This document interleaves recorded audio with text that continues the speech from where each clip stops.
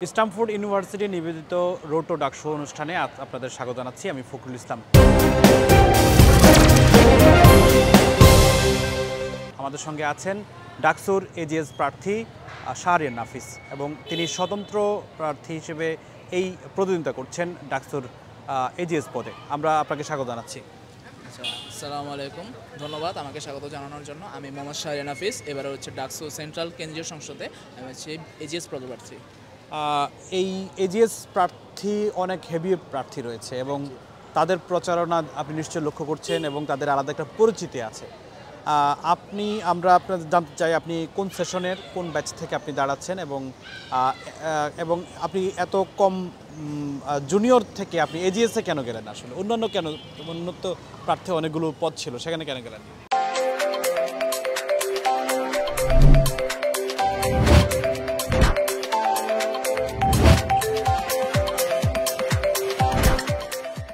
প্রথমে আমি আমার পরিচয়টা দিয়ে নিই। আমি শাহরিয়ার নাফিস। আমি বর্তমানে ঢাকা বিশ্ববিদ্যালয়ে শান্তি ও সংঘর্ষ অধ্যয়ন বিভাগে 22তে সেশনে অধ্যয়নরত, অর্থাৎ আমার ব্যাচ হচ্ছে ঢাকা বিশ্ববিদ্যালয় হিসেবে 102তম ব্যাচ। এবং আমি অনেক প্যানেল থেকে কিন্তু অফার পেয়েছি, কিন্তু আমি সেভাবে যাইনি কেন? আপনি দেখেন, যদি একটা কোনো প্যানেল থেকে আমি যাই বা দাঁড়াই, সেক্ষেত্রে যদি আমি সেটাতে জয়ী হই, তাহলে আমার সেই প্যানেলের বা দলের এজেন্ডাটা কিন্তু বাস্তবায়ন করতে হবে। আমি কিন্তু শিক্ষার্থীদের শিক্ষানীতি নিয়ে সেটা নিয়ে কিন্তু কাজ করতে পারবো না। তখন আমার রাজনীতি নিয়ে, অর্থাৎ রাজনীতি নিয়ে আমার কাজ করতে হবে। তখন আমার ভাই বোনদের, ঠিক আছে, আমার শিক্ষার্থীদের কি আমার কি প্রজা হিসেবে গণ্য করতে হবে। তখন আমার ইন্টারেস্টটা, আমার মাদার পার্টির ইন্টারেস্টটা আমি কীভাবে সার্ভ করবো সেটার দিকে আমার ফোকাস থাকবে, রেদার দেন তাদের একাডেমিক ইস্যু বা তাদের যদি অন্যান্য কোনো ইস্যু থাকে সেইগুলো নিয়ে। এই উদ্দেশ্যে আমি আর কি শিক্ষার্থীদের ভয়েস নিয়ে, শিক্ষার্থীদের ভয়েস হয়ে কাজ করতে চাই। অনেক প্যানেল রয়েছে যেগুলো রাজনৈতিক, আপনি বলছিলেন যে মতাদর্শ এবং রাজনীতি নিয়ে তারা ব্যস্ত থাকবে, শিক্ষার্থীদের নিয়ে ব্যস্ত থাকবে না তারা। তাহলে আপনি শিক্ষার্থীদের জন্য আসলে কি করতে চান? আমি শিক্ষার্থীদের নিয়ে একটা কাজই করব, সেটা হচ্ছে শিক্ষার্থীরা যেই উদ্দেশ্যে, অর্থাৎ ঢাকা বিশ্ববিদ্যালয়ের মতো একটা প্রতিষ্ঠানে, প্রাচ্যের অক্সফোর্ড যেটাকে বলা হয়, সেখানে যেই স্বপ্ন নিয়ে তাদের বাবা মা তাদেরকে পাঠিয়েছে, অর্থাৎ একটা সুইটেবল লাইফ স্টাইল লিড করা, যেখানে হচ্ছে কি আপনি পড়াশোনা শেষ করে গ্র্যাজুয়েশন বা পোস্ট গ্র্যাজুয়েশন শেষ করে কি একটা চাকরি পেতে পারেন, সেই জিনিসটা যাতে এনশিওর হয়, সেই জিনিসটা নিয়ে কাজ করা। কারণ দেখুন, ঢাকা বিশ্ববিদ্যালয় কি আসলে কোনো একটা বিশ্ববিদ্যালয় কিনা? আমার কাছে তা মনে হচ্ছে না। ঢাকা বিশ্ববিদ্যালয় ইদানিং এমন একটা মেকানিজম বা ইনগ্রেডিয়েন্ট হয়ে দাঁড়িয়েছে, যেটা দিয়ে কি একটা সরকার চাইলে পতন করা যায়, গাদা গাদা সার্টিফিকেট দেওয়া যায় এবং শিক্ষিত বেকার তৈরি করা যায়, যাতে করে কি রাজনৈতিক মিছিলে আপনাকে লোক নেওয়া যায় হল থেকে, যেটা কিনা আমরা ছাত্রলীগের আমলে দেখেছি, যেখানে কিনা কি গেস্ট রুম, গরম কালচার ছিল। এতটাই অমানবিক ছিল যে তখন একটা সাধারণ শিক্ষার্থী সেটা কিন্তু পড়াশোনা পর্যন্ত করতে পারেনি, সেই হলে পর্যন্ত থাকতে পারেনি, সামর্থ্য না থাকার সত্ত্বেও কিন্তু বাধ্য হয়ে সেই প্রোগ্রামগুলো অংশগ্রহণ করেছে। আমি নিশ্চিত করবো যে যাতে না ঢাকা বিশ্ববিদ্যালয়ের কোনো একজন শিক্ষার্থী সেটা সেই জবটা পেতে পারে। এই জন্য আমাদের কী দরকার? আমাদের দরকার হচ্ছে সেরকম একটা জব সেক্টর। আপনি জেনে থাকবেন ঢাকা বিশ্ববিদ্যালয় হচ্ছে 84টা ডিপার্টমেন্ট রয়েছে, কিন্তু 84টা ডিপার্টমেন্টে এমন কোনো কারিকুলাম বা এমন কোনো কোর্স নেই যাতে করে কি আপনি এখান থেকে গ্র্যাজুয়েশন করে বেরিয়ে কোনো একটা কোম্পানিতে কোনো একটা সুইটেবল জবে পোস্টে চাকরি করতে পারেন। অর্থাৎ আমার ঢাকা বিশ্ববিদ্যালয়ের সঙ্গে একাডেমিয়ার সঙ্গে কি ইন্ডাস্ট্রিয়ালাইজেশনের যে একটা যোগসূত্র, সেটা নেই। আর ইন্ডাস্ট্রিয়ালাইজেশনে আপনার যোগসূত্র থাকবে কীভাবে? সেরকম কোনো ভারী ইন্ডাস্ট্রিও তো আমাদের দেশে নেই। ভারী ইন্ডাস্ট্রি বলতে কী আমরা বুঝি? গার্মেন্টস সেক্টর আছে, সেখানে হচ্ছে ফার্মেসি সেক্টর আছে, এখানে স্পেশালাইজড বা কিন্তু যারা হতদরিদ্র তাদের কিন্তু কর্মসংস্থানের ব্যবস্থা করা হয়। আমার যে শিক্ষার্থী, আমার যে বিশ্ববিদ্যালয়ের শিক্ষার্থীরা এত বছর, 4 বছর থেকে 6 বছর এত বছর পড়াশোনা করে তারা যে একটা সার্টিফিকেট নিল, সেই সার্টিফিকেটের ভ্যালুটা আসলে কোথায়? আর সেই সার্টিফিকেটের ভ্যালু থাকবেও না যখন আপনি কি একটা জব সেক্টর তৈরি করতে পারবেন না। আপনার জব সেক্টর নেই, আপনি জব দিবেন কোথা থেকে? আপনার তো জব সেক্টর ক্রিয়েট করতে হবে। আপনার জব সেক্টর কারা নিয়ে নিচ্ছে? আমাদের চোখের সামনে দেখতে হবে সাম্রাজ্যবাদী আমেরিকা, ব্রিটিশ কারিকুলাম। তারা কিন্তু কি আমেরিকান বিভিন্ন কোম্পানি, যেমন এক্সন মোবিল, আপনি দেখবেন বঙ্গোপসাগরে যে কটা তেল ও গ্যাস কূপ আছে, সেখানে কিন্তু কি তারা 60% সেগুলো উত্তোলন করে নিয়ে যাচ্ছে, তারা নিজেদের দেশে নিয়ে যাচ্ছে। আমরা বলি আমরা স্বাধীন, আমরা কোন দিক দিয়ে আসলে স্বাধীন? আমাদের ঢাকা বিশ্ববিদ্যালয়ের কনস্টিটিউশনে যদি ব্রিটিশ কারিকুলাম এখনও থাকে, দণ্ডবিধি 1886 থাকে, আর আমাদের হচ্ছে ইন্ডিয়ার আধিপত্য থেকে আমরা বেরিয়ে এসেছি, সেটাও কিন্তু আমরা বলতে পারি না। আমাদের দেশের 80% মার্কেট সেটা কিন্তু ইন্ডিয়ার দখলে। আমাদের সেই কর্মসংস্থানের সুযোগটা কোথায়? বিদেশি নাগরিকরা, যেমন ভারতীয়, শ্রীলঙ্কার, তারপর নেপাল বা বিভিন্ন নাগরিকরা কিন্তু এখানে কি হাই স্যালারিতে জব করছেন। আমার এখানে 4 বছর আমার পরে লাভটা হলো কি? আমি আমার জবটা দিব কোথা থেকে? আমি জবটা পাবো কোথা থেকে? সেই ইন্ডাস্ট্রির সাথে তো নেই, আমার যোগসূত্রই নেই। আমি চেষ্টা করবো যে কি আমি শুধু ঢাকা বিশ্ববিদ্যালয়ের না, আমি যদি শুধু ডাকসুতে দাঁড়িয়েছি শুধু ঢাকা বিশ্ববিদ্যালয়ের শিক্ষার্থীদের কথা বলবো এমনটা না, আমি সারা বিশ্বের, মানে সারা বাংলাদেশের সমস্ত বিশ্ববিদ্যালয়ের শিক্ষার্থীদের ভয়ে কাজ করবো। কারণ শুধু ঢাকা বিশ্ববিদ্যালয়ে কিন্তু বাংলাদেশ চলবে না, বাংলাদেশ চলেও না। আমি চেষ্টা করবো যে না, ডাকসুর একজন নেতা হিসেবে আমি বলবো প্রতিনিধি, এটা আরও ভালো শোনে, প্রতিনিধি হিসেবে আমি সারা বিশ্ববিদ্যালয়ে এই যে আপনি কিন্তু দেখেন যে আজকে যে রাকসুতে যে ঘটনাটা ঘটলো, চাকসুতে যে ঘটনাটা ঘটলো, এটা আমাদের কি ইঙ্গিত দেয়? ঢাকা বিশ্ববিদ্যালয় বাদে এই যে এতগুলো সাংবাদিক, এতগুলো মিডিয়া ফোকাস, এটা কোনো ডাকসুতে কেন্দ্র করে কেন? এখানে যে আমার ভাই মারা যাচ্ছে, রক্তাক্ত হচ্ছে, সেখানে কোনো ফোকাস নেই কেন? আমি চেষ্টা করব এই জিনিসটা যাতে না হয়, অর্থাৎ তাদের হয়েও আমি কাজ করব। আমি শুধু এখানে ডাকসুতে আছি বলে শুধু ঢাকা বিশ্ববিদ্যালয়ের শিক্ষার্থীদের না কাজ করবো এমনটা যাতে না হয়। আমি পুরো যত বিশ্ববিদ্যালয় আছে সবার বেকারত্ব নিয়ে, সবার সমস্যাগুলো নিয়ে ভয়েস রেস করবো। এখন আপনি বলতে পারেন যে আমি তার সমাধান নাও করতে পারি, আমি সমাধান কীভাবে করতে পারবো? আমার কাছে কি সেই এক্সিকিউটিভ পাওয়ারটা আছে কিনা? আমি কিন্তু মন্ত্রী, কোনো আমলা, কোনো সরকারি চাকরিজীবী, আমি কিন্তু পলিসি মেকার নই। কিন্তু আমি যেটা করতে পারি, আমি ডাকসু থেকে যেটা করতে পারি সেটা হচ্ছে সমস্ত শিক্ষার্থীর যে প্রবলেমগুলো, মেজর ফোকাসগুলো, যেমন একটা কি বেকারত্ব, যেটার জন্য একটা সরকার পর্যন্ত পড়ে গেল, 17 বছর এত স্ট্রং একটা সরকার, সেই মেকানিজমটা, অর্থাৎ সেই বেকারত্বকে আমি তুলে ধরতে পারি, অ্যাডভোকেসি করতে পারি সরকারের কাছে, যাতে কি এই বিষয়টা নিয়ে কাজ করা হয়।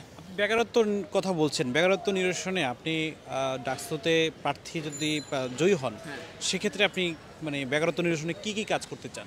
আচ্ছা, ডাকসু দেখে যে ডাকসুকে আপনারা জানেন যে বলা হয় দ্বিতীয় পার্লামেন্ট বাংলাদেশের, অর্থাৎ ডাকসু যেটা বলবে, ঢাকা বিশ্ববিদ্যালয় যেটা বলবে, যেটা আমরা 24শে গণজুলাই অভ্যুত্থান থেকে যেটা দেখেছি, 71-এ দেখেছি, 52-তে দেখেছি, অর্থাৎ ঢাকা বিশ্ববিদ্যালয় যেটা বলবে, সেটা সে যা ইচ্ছা পোষণ করবে, সেখানে সারা বাংলাদেশের সকল শিক্ষা প্রতিষ্ঠানে সে ছড়িয়ে পড়বে। কারণ কি ঢাকা বিশ্ববিদ্যালয় এমন কিছু বলে না যা অযৌক্তিক, যা সকলের ইন্টারেস্টের সাথে যায় না। আমি বলবো কি, আমি যখন এজেস প্রার্থী হিসেবে নির্বাচিত হবো, আমি যদি নাও হই তাও আমি এই বিষয়গুলো নিয়ে কাজ করব।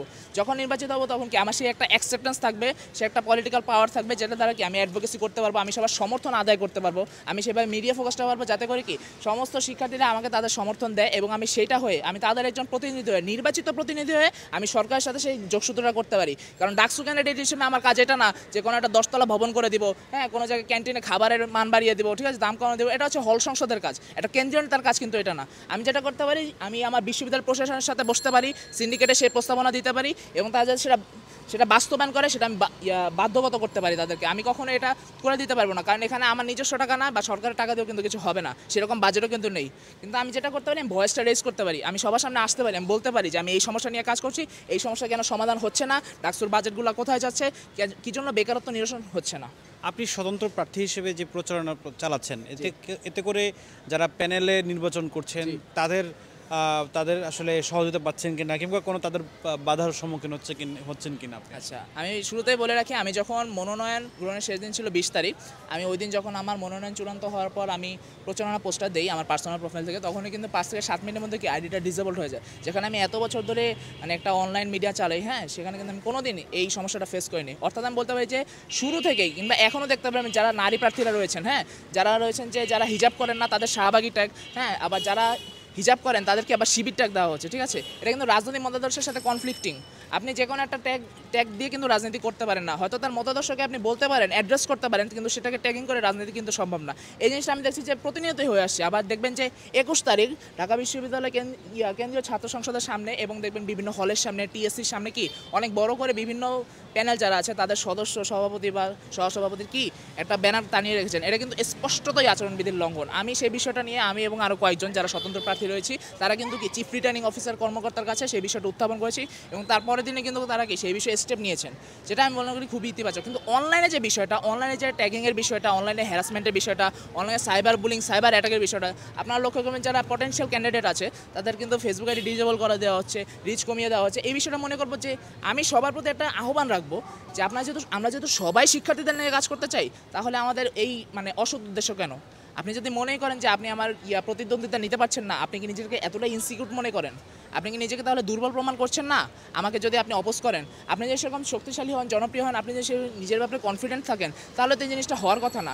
আমি আশা রাখবো সবার কাছে, আমি সেই অনুরোধটাও করবো যে আপনারা দয়া করে কোনো নারী প্রার্থীদের, বিশেষ করে নারী প্রার্থীদের আর কোনো ক্যান্ডিডেটকেই সেভাবে অপদস্থ করবেন না, কিংবা কোনো হুমকি ধামকি, বা দেখা যায় যে কমেন্ট বক্সটা, বিশেষ করে কমেন্ট বক্সটার জন্য অনেকেই কি সেভাবে আশাহত হয়ে যাচ্ছেন। এই জিনিসটা যাতে না হয়। দেখছেন যে জিএস একজন প্রার্থীর বিরুদ্ধে আরেকটা প্যানেলের একজন প্রার্থী তিনি আদালতে রিট করেছেন, এই বিষয়টি আপনি কীভাবে দেখছেন?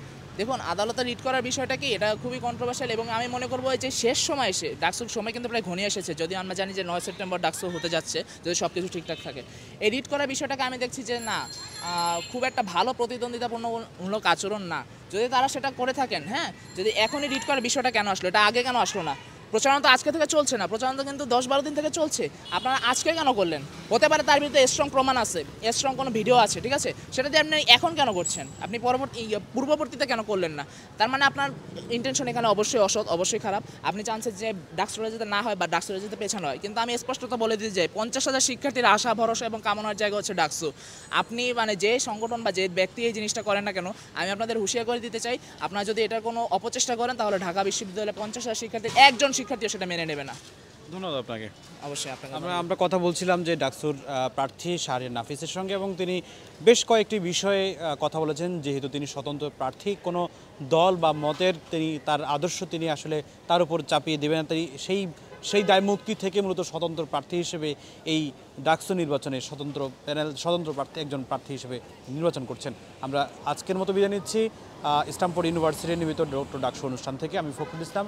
যে যেখানে থাকুন, যুগান্তরের সঙ্গে থাকুন।